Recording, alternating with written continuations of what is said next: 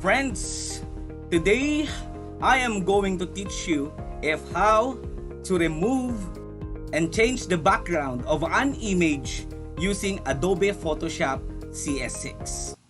Hi there everyone, well it's me, Teacher Kevin, and this time all you need to do then is to sit back, relax, listen, watch, and learn. The first thing that I want you to take away from today is this: you will have good days and you will also have bad days.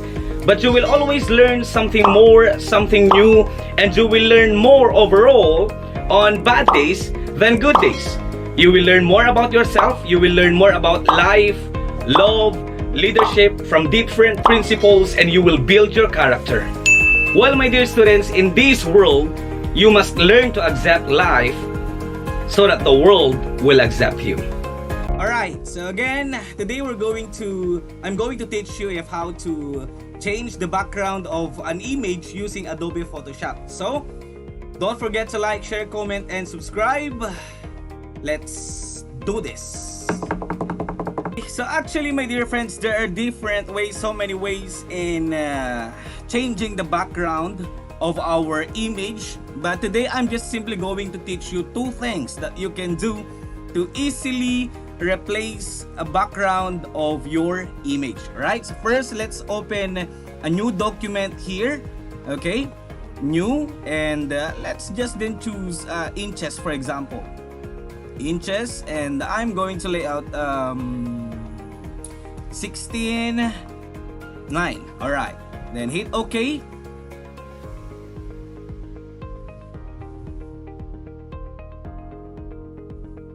Okay, so this is our main paper, my dear friends. You can easily crop this one by pressing C on your keyboard, and you may just crop it.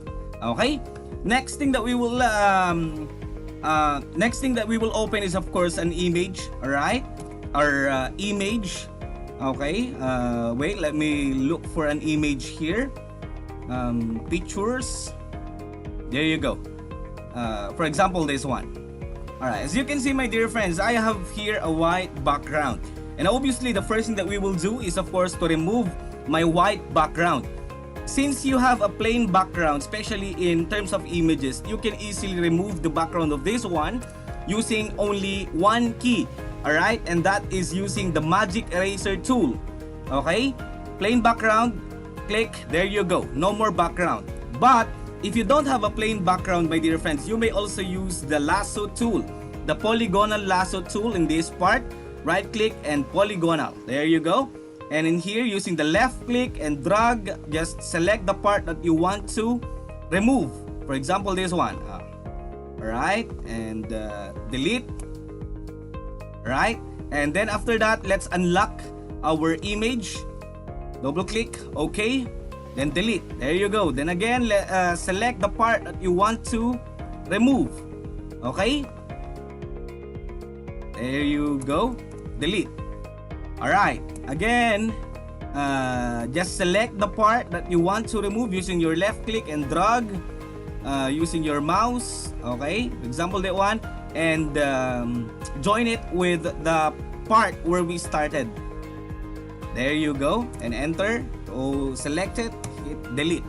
Alright, so that's one way to remove the background of an image. But since this one has a plain background image, we'll just then use the magic eraser tool. Okay, so there you go, magic eraser tool. Okay, so there you go, magic eraser tool, then delete or hit click. Just click the part. Okay, again, magic eraser tool, then choose. There you go, click the part. Since it has a plain background, any color, as long as it is plain, it will be easier for us to remove the background. Okay, the next, let's also open our image that will serve as our background. For example, for this one, template, open.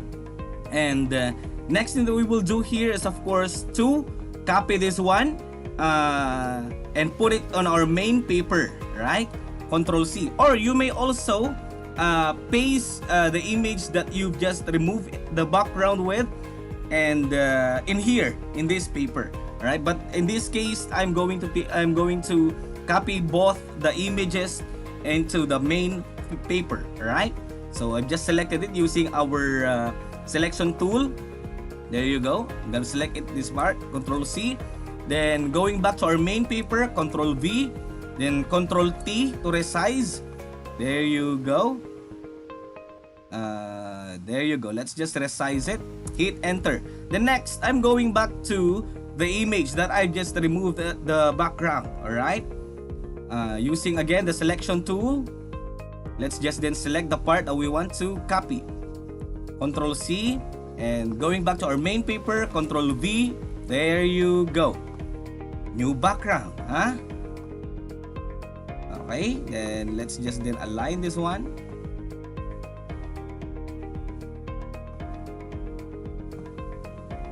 There you go. Hit enter. There you go. Image background. New image background. You will just then use an image, or you may also choose, my dear friends, a shape in Adobe Photoshop. Okay? We can see here this one. Rectangle tool. We have different options here. Right click, and there are so many options for shapes that we may choose or use. Alright? This time I'm going to use rectangle tool. Or you may also use custom shape tool, and you will be redirected to where the different shapes are being stored. Okay? This time let me use this one. Alright? Then let's go. Just place it. There you go. Okay? Control T again. There you go.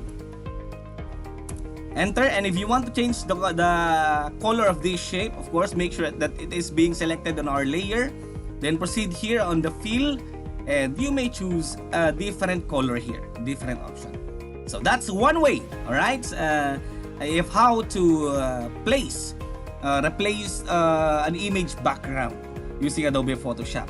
Okay, now going back to what I have said earlier. We're going to use this template alone. Alright, upon opening it, we're going to use it to paste directly the image that we've just edited earlier. So going back here, selected, Control C, then going back to the template that we've opened, Control V. You can also do it actually. Alright, there you go. That's it. That's simply how to remove an image background using Adobe Photoshop. Thank you so much for watching. Don't forget to like, share, comment, and subscribe. See you in my next video.